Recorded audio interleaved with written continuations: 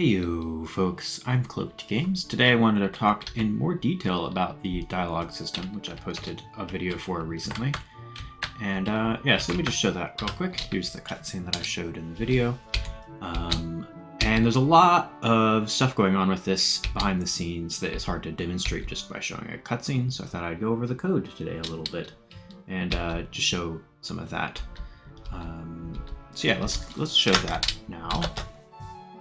The way the cutscene is set up is I can, anything within the scope of dialogue, I can just send it text, or I can send it other commands like speaker will center the camera on a particular object, and a function will just run arbitrary code. So this function tells the player to face down, and because I might do this a lot, I might make a new command method that does this kind of thing.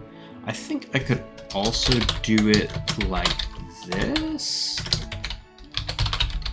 I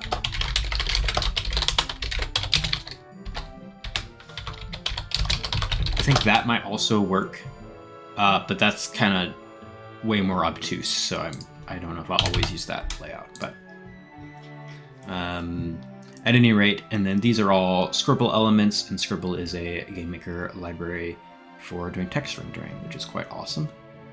And so that's how I can do these inline effects like the shaking of the text or changing the color. So the first very neat thing about this system is that all of the rendering uses properties of themes. And so here you can see I use set theme to change the theme of a specific text box, and I change the offsets, I change the color and the width and the alignment. And all of these will, when assigned to a text element, like this text command, they will override whatever the default theme is. Whereas if I call it outside of that, let me delete that.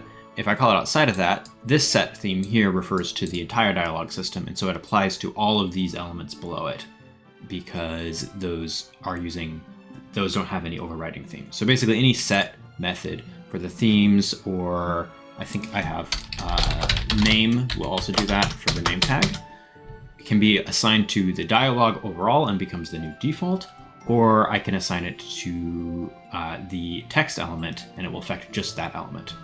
So let me show this cutscene so you can see the theme coming into play.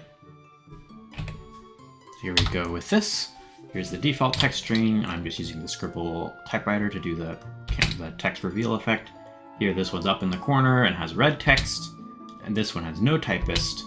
And then this uses the voice theme, which is centered in the camera, and this is similar to how I did some dialogue in Daughter of Dreams, which might play a role in the story here. For now, this is just a sample. So yeah, and we can go take a look at the themes as well in the dialogue. And here's like my default theme, which assigns a value to everything, so that in the worst case scenario, using the default theme, or if I forget to override something, it at least works correctly. And then each of these clone the default theme and override certain properties. So the text box theme uses a different size, it's down at the bottom. The voice theme is, here we can see that the text element is centered in the middle of the screen and uses an outlined font here. And the prefix is more Scribble things, so I can tell that the voice theme is always going to be using the wave effect by default. Of course, I can override that in the string itself or by overriding the theme for that specific element. And the dialogue itself is just composed of basically a list or a queue of dialogue items, which have different elements, is what I call them here. So here's the theme attached to that element, the theme attached to this item, which by default is undefined, so it will use all of the properties of the dialogue itself, or the name, which again has a few different properties associated with it that can be set or overridden. And anything with a name, basically any dialogue item in order of the cutscene, is going to be checked to see if it has any of these elements and then apply those elements and render them as necessary. So if there are any scribbles to draw for the pronouns or the name string on this dialogue item, they'll be added to the text box and drawn using the theme. Same for the text element. If it has a text element, then it will render that text. And besides that, any dialogue item can also have function items attached to them. Where's the function item? A function item is over here. I'm gonna search it. Function item. And a function item for me is part of a function queue, which is a little bit of a functional state machine thing. I have a version of this on, what happened there?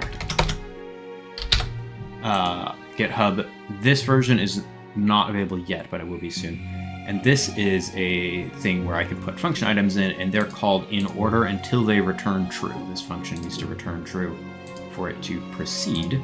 And that way I can have these dialog items. When they're called, they add their functions to the function queue, and then they wait for the function queue to be done before moving on to the next element. So every text element by default, where did it go, has a dialog input, which is just a bunch of checks for, did the player press the button? Is the typist effect done? Are there any more pages or any pauses in this dialog? And when all of that is done, it does return true, and so the next dialog item can be queued. But I can use the function queue items in the same way to do whatever I want in the middle of the cutscene. That's how I do this. Set the player animation, or down here, I do it again. I summon the weapon that Drifter used to threaten me with, etc. And this lets me basically show text and simultaneously run code, arbitrary code, waiting for any conditions before proceeding, which basically gives me everything I need to do to code any cutscene in the game using just pure GML if I want, or if I'm going to do something a lot, I can wrap it up as a dialogue method. And most of these things, like camera center, is actually just a bunch of extra function items. And this is like kind of messy, but I only have to do it once. And so once I've done it, now I have camera center instead, which does all of these things. It resets the fade effect on the dialogue system, which is just a behind the scenes thing. It tells the camera to follow a particular instance, and then it waits here. It's going to return not is camera moving, so it's going to wait until the camera has actually panned all the way to that target. And so if I call camera center, all of this is going to happen before anything else happens. And so I can interrupt the text that's being rendered, pan the camera over, and when it reaches the target, and then I can do the next thing, and it doesn't matter what order I put them in. All of that code will be executed in the order that I add to the dialogue queue. So yeah, thanks for watching this video, this code tour a little bit. That's just a very surface level explanation of what the dialogue system is doing behind the scenes. And I'm looking forward to actually writing some real dialogue and not joke dialogue and putting it into the game and having that start contributing towards the content that's available and not just the underlying systems, which is what I've been spending a lot of time doing. And I'll see you soon with more updates, I hope, and more code review, code tour videos if this is well liked. And if people want to see more of this, let me know. And more dev streams, hopefully, in the future. So I guess I'll say subscribe since I'm talking in this one. I can ask that. And have a nice day.